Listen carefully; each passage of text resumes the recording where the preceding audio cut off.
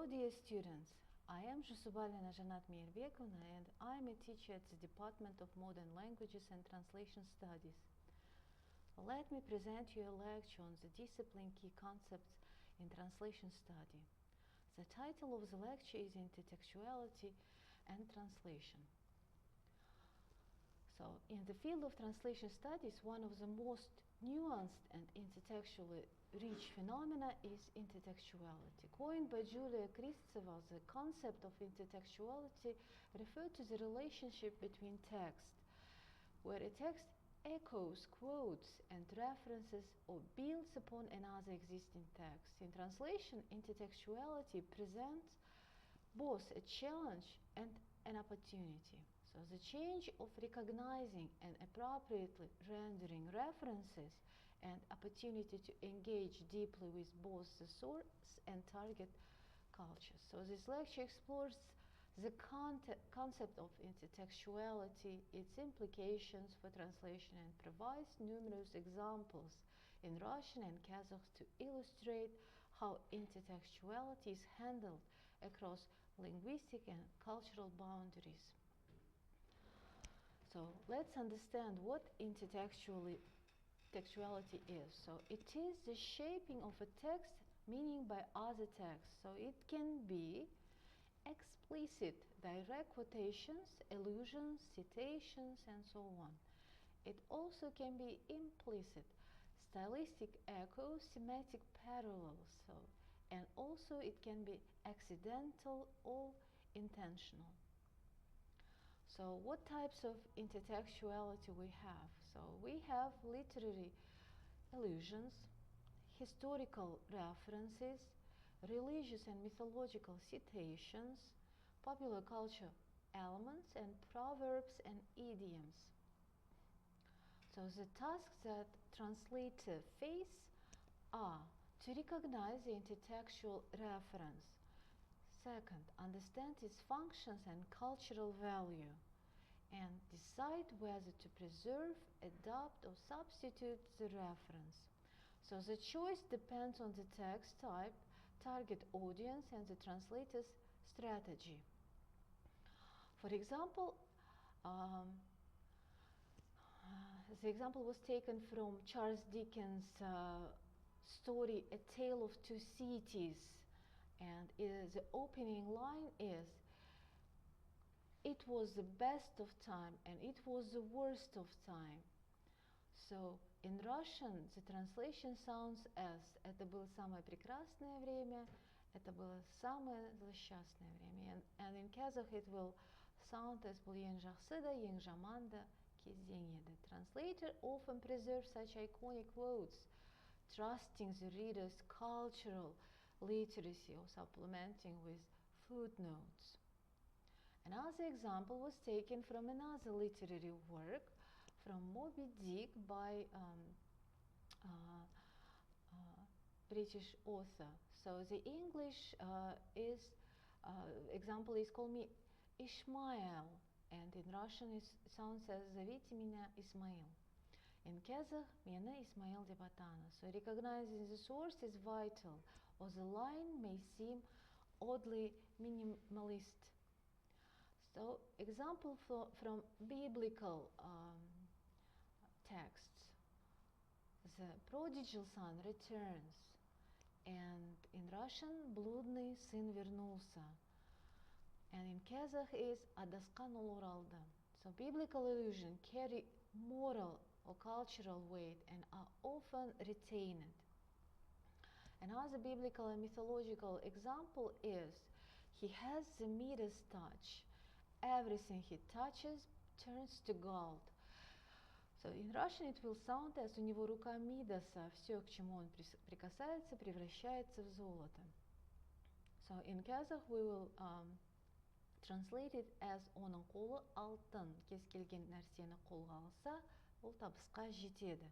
So mythological reference can be more obscure in some cultures and may require contextual explanations. So let's take example from popular culture. So very popular phrase "I'll be back" that was taken from the famous 90s movie Terminator. In Russian it sounds as "Я вернусь", and in Kazakh "Мен қайтып келемін". So simple literal translation preserves the reference when the cultural product is known internationally. And as an example was taken from the wildly spread and popular TV series, the Game of Thrones, and the phrase sounds as "winter is coming", and Russian translation is "Зима близко", and in Kazakh "Қыс жақындап қалды". So popular cultural phrase must be identified to retain their symbolic meanings. So proverbs and idiomatic expressions are also involved in intertextuality. For example, "Don't count your chickens before they hatch" sounds the English proverb, and in Russian it sounds as "Цыплят по осени считают". In Kazakh, "Балапанды күзде санайды". So this is literal translation, so word for word. That is incorrect, but it should sound "істің нәтижесі аяқталғанда көрінер". So both Russian and Kazakh have culturally equivalent proverbs. So another example is "Rome wasn't built in a day". In Russian, the equivalent phrase is "Москва не сразу строилась". And in Kazakh, the translation is common with Russian one, so "Мәскеу бір күнде салынған жоқ". Sometimes localization strengthens cultural relevance. So political and historical intertextuality. So the example, "He met his Waterloo", and in Russian он потерпел свое Ватерлоо. In Kazakh ол Ватерлоодағы жеңіліске ұшырады. Understanding historical reference allows metaphorical meaning to be preserved. So in English, "Big Brother is watching you". So the example was taken from George Orwell's book 1984, and in Russian it sounds as "Старший брат следит за тобой", and in Kazakh "Үлкен аға сізге қарап жатыр". So this requires knowledge of the dystopian context.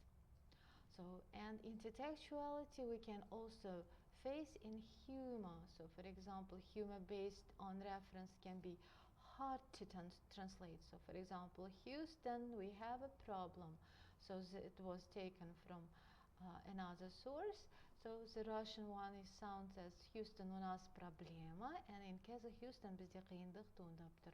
If the reader doesn't recognize the NASA reference, the humor or gravity is lost. Another example is "May the force be with you".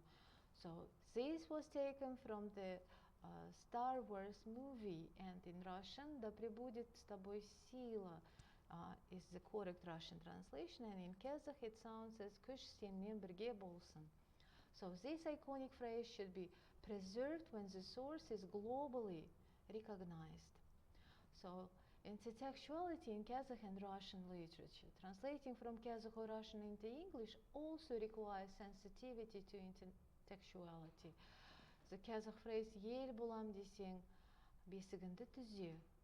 So that was taken from famous Kazakh writer им.Ауезова. So in English it sounds as "If you want to build a nation, fix the cradle", and requires cultural notes or adaptation to convey the meaning.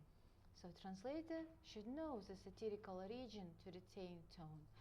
For example, in Russian "Не хочу учиться, а хочу жениться" was taken from 19th century Russian play by Fanvizin, and in English it sounds as "I don't want to study, I want to marry". So strategies for translating intertextuality is number one, preservation, so to keep the reference if it's likely to be recognized. Second one is adaptation, replace with the cultural equivalence references. And number three is explanation, use footnotes or in-text explanations. And the last one is omission, rarely if the reference is completely inaccessible. So for example, the English phrase "He is a Don Quixote", он как Don Quixote, or Don Quixote сияқты in Kazakh. Retain when the character is known or briefly explained. So English phrase "arose by any other name would smell as sweet". In Russian sounds as "как бы ты розу не назвал, она все равно останется розой". And in Kazakh "гүлдің аты өзгерсе де иісі өзгере қоймайды". So, challenges in translating intertextuality. So, when we translate intertextual text, so we face the following difficulties. So, number one is unequal cultural literacy between source and target audience. Number two is loss of layered meaning or humor. Number three is difficulty recognizing obscure references. And the last one is ethical choices. Should the translator educate the reader? This question usually comes up to the mind of the translator. So, and what tools the translator should use for translating intertextual text? So, first one is annotated editions, then cultural encyclopedias, literary databases are also important, online forums and intertextuality databases are also necessary, and collaboration with subject experts in case if you face a difficulty, so you can ask assistance from the subject experts. So intertextuality enriches text and connects them across time and space. For translators, recognizing and handling intertextuality is a mark of professional intertextual excellence.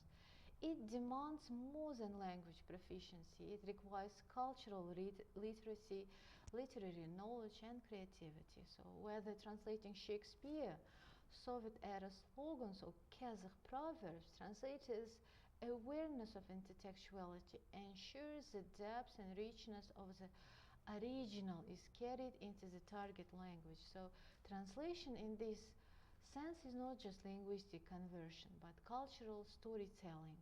So I hope my lecture was interesting for you and you got much information. So thank you for your attention.